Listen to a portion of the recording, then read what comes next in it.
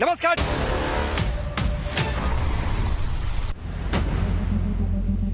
And we will fight for as long as अगर हर मसले के लिए फौज के सोच या फौज की अप्रोच हो, कभी भी आप यह मसला हल नहीं कर सकेंगे।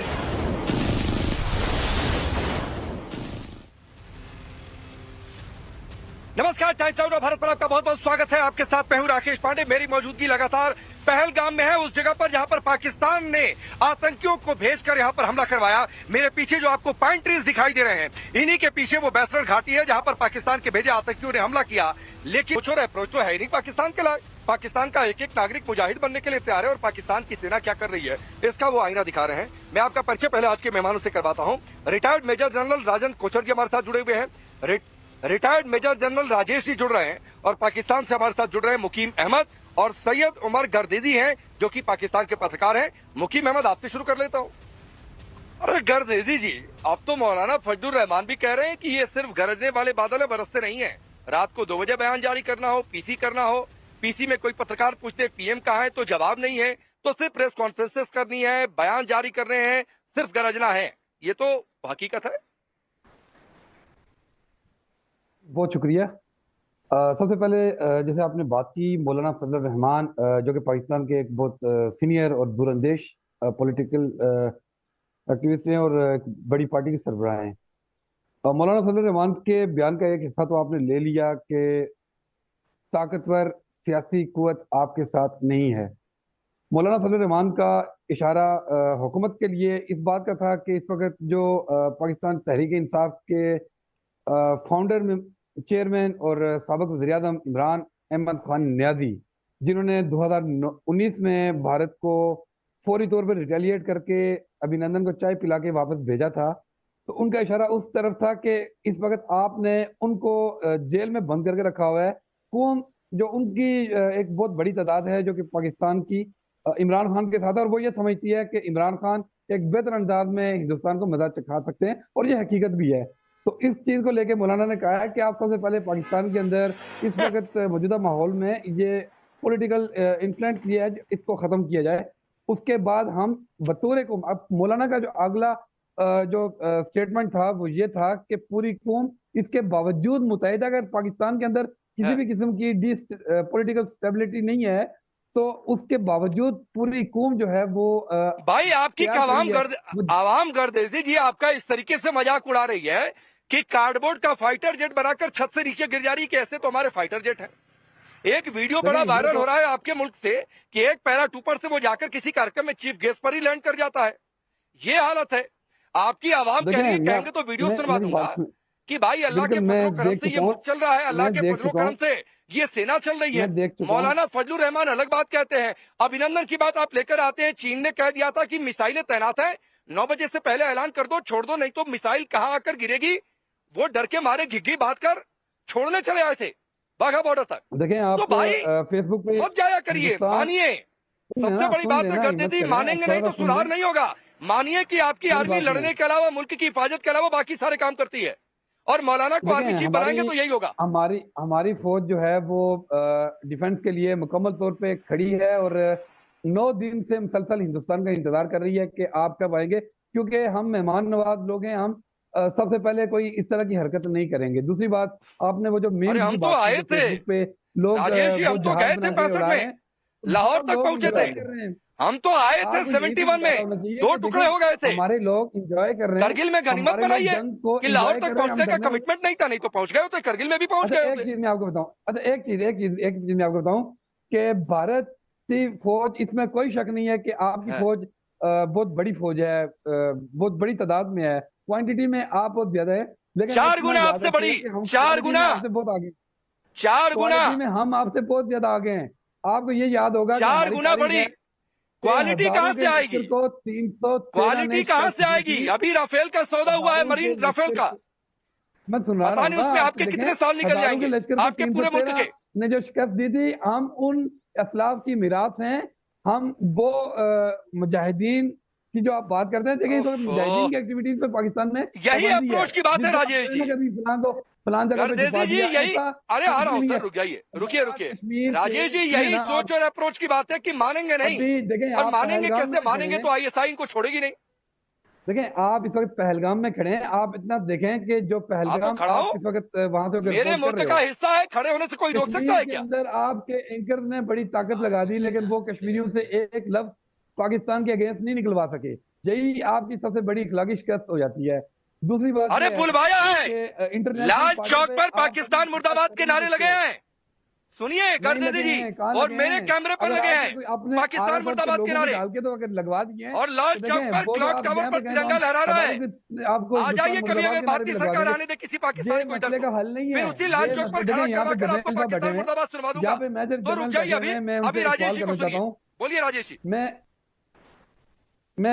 बात सुनिए अरे ना, मैं रुकिए, राजन अभी जी सवाल या करिएगा, दूसरे थोड़ा मेजर सा साहब से आईना बात देख करना लीजिए सर चाहता अपनी हूँ, सोच और अप्रोच का, जनरल साहब हैं फिर सवाल कि करिएगा आप राजेश जी। क्योंकि खुद भी आर्मी के रह चुके हैं, आप खुद भी आर्मी में रह चुके हैं, आपको इतना पता होना चाहिए कि इंटरनेशनल बॉर्डर पे तो हिंदुस्तान हमला करने की बेवकूफी करेगा नहीं।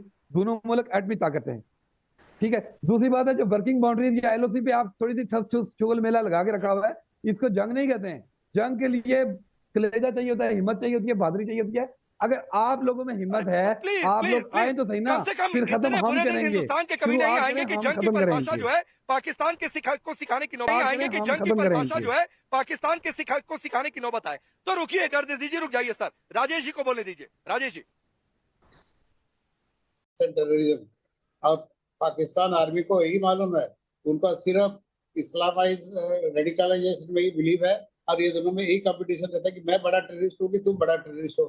तो आसिफ मुनीर को और मौलाना में यही कंपटीशन है, और यही हमने लड़ाई में आए हैं, हमारे पास में सब पीछे पीछे प्रॉक्सी वार में आए हैं, और हमेशा आपको मुंह तोड़ जवाब दिया गया है। वो पढ़ लीजिएगा सर, जो नियाजी खान ने आकर साइन किया था, घुटने टेक कर पतलूने उतारनी पड़ी थी, तो साइन किया था सर, जरा पढ़ लीजिएगा। फिर युद्ध और युद्ध को जीतने की परिभाषा क्या होती है आपको पता चल जाएगा। हो सकता है आप ना बोले, आपकी मजबूरी में समझ सकता हूं, लेकिन एक बार पढ़िएगा, आपकी आत्मा समझेगी उस चीज को। लेकिन एक बड़ी खबर है, और बड़ी खबर आसिफ मुनीर को लेकर। इतनी मिर्ची लग गई आपको, चलिए रुक जाइए। गर्देजी जी, ये आतंकियों को कुछ कह दो तो इतनी मिर्ची क्यों लग गई भाई? पर्सनल हो जाता है पाकिस्तान।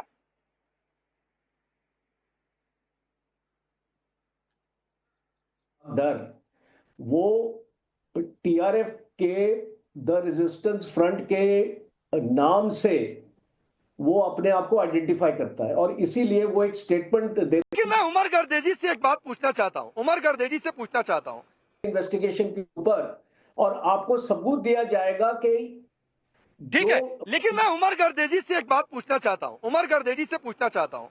मैं सर आ रहा हूं उमर गर्देजी, मैंने कुछ कहा आतंकियों के लिए कहा, पर्सनल क्यों ले गए मुकीम अहमद? देखिए, मैं एक जहाँ पे बात करूंगा, और फिर मैं मेजर जनरल जो दोनों हमारे बैठे में, मैं इनसे भी एक सवाल पूछूंगा।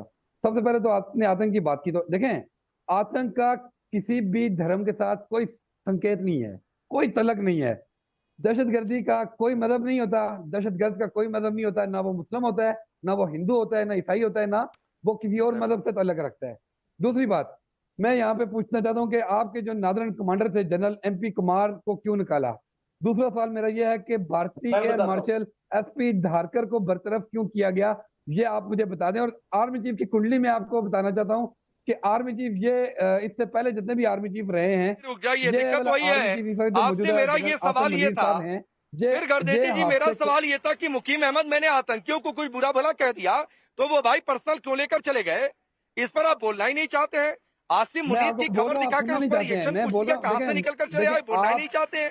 खौफ है। देखें, आप आतंक की बात करते हैं तो आप आरएसएस को क्यों नहीं बोलते हो? आरएसएस की आतंक पे आप क्यों खामोश हो, जो हिंदुस्तान में मुसलमानों के गले काट रहा है, जो कश्मीर में 90 से लेके आज तक उसने जो। अरे भाई छोड़िए ना, जाकर अपने हिंदुओं की बात करिए।